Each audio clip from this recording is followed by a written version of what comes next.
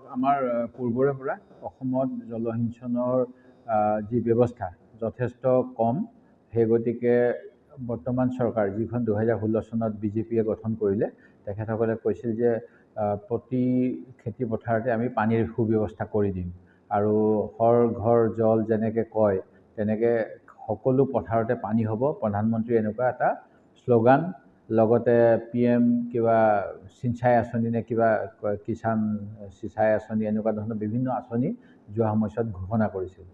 আমাৰ এতিয়া অসমৰ বিভিন্ন অঞ্চলত আমাক প্ৰথম কোৱা হৈছিল যে আমি 50টা ছ'লাৰ আৰু 50টা ইলেক্ট্ৰিকেল পানীৰ ব্যৱস্থা আমাক জলসিঞ্চন বিভাগে কৰি দিব।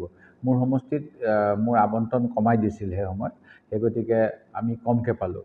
কিন্তু এতিয়া যিবিলাকে পাইছে তাৰ বহু ক্ষেত্ৰত অভিযোগ আহিছে যে পানীটো যেনেধৰণে পাব লাগিছিল সেইমতে পোৱা নাই। ইয়াৰ কাৰণ বহুত টেকনিকেল হ'ব পাৰে, যে তেওঁলোকে যিমান পুতিব লাগে বা অকল তেওঁলোকে যদি এটা হিচাপ কৰি কৈ দিয়ে যে 200 ফুট পুতিলেই হ'ব, পানী ওলাব নোলাওক সেইটো কথা নহয়। তেনেহ'লে এইটো এটা কেলেংকাৰী বুলিয়ে ক'ম। যদিহে কৃষকৰ সুবিধা হোৱাকৈ লাগিলে 300 ফুট তললৈ গৈ হ'লেও পানী উলিয়াই দিব পাৰিলেহে খেতি পথাৰত পানী আহিব আৰু কৃষকে সকাহ পাব আৰু সকলো সময়তে খেতি কৰিব পাৰিব। এতিয়া যদি প্ৰজেক্ট ৰিপৰ্টটো এটা বনায় আপুনি 150 ফুট বা 200 ফুট তললৈকে পঠাম, পানী ওলালে ওলাব, নোলালে নাই, এনেকুৱা ক'লেতো নহ'ব। সেই গতিকে বৰ্তমান যিহেতু এটা অভিযোগ উঠিছে যে কৃষি পটভূমিত পানী এই পাম্পসমূহে দিব পৰা নাই, ইয়াৰ এটা উচিত পৰ্যায়ৰ বা প্ৰয়োজন সাপেক্ষে CBI তদন্ত কৰাৰ মই পোষকতা কৰিম। কাৰণটো হ'ল যে এইটো মই ধাৰাবাহিক বুলিয়ে ক'ব লাগিব, কাৰণ ইয়াৰ পূৰ্বৰ মন্ত্ৰী আছিল বৰ্তমানৰ বিজেপিৰ সভাপতি ভৱেশ কলিতা ডাঙৰীয়া। আমি তেখেত যেতিয়া মন্ত্ৰী আছিল সেইখিনি সময়তে লিষ্ট জমা দিছিলোঁ। তাৰপিছত কি কাৰণে নাজানো সময়মতে নহ'ল। এতিয়া অশোক সিংঘাল ডাঙৰীয়াই খুব সম্ভৱ পে'মেণ্টবিলাক কৰি আছে আৰু তেওঁৰ দিনত কাম সম্পূৰ্ণ হৈছে।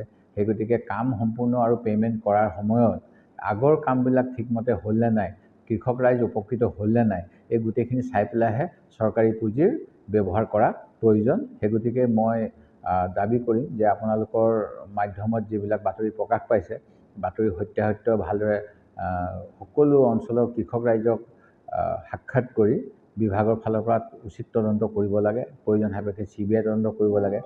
মোৰ সমষ্টিৰে দুজনমান কৃষকৰ মই বক্তব্য শুনা পাইছোঁ যে তেওঁলোকে কৈছে যে আমাৰ ইয়াত আইৰণ ওলায়, সেই গতিকে আমি খেতি কৰিব পৰা নাই।